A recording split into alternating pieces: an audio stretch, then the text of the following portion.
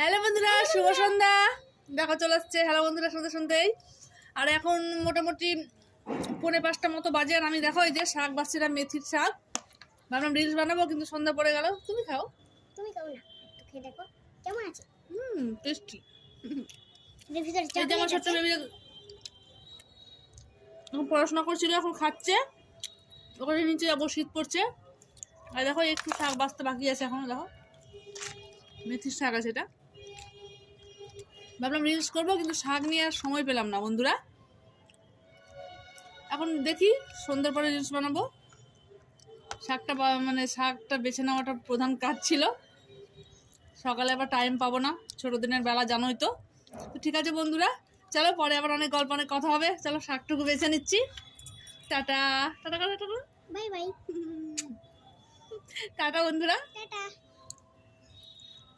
খাও তুমি।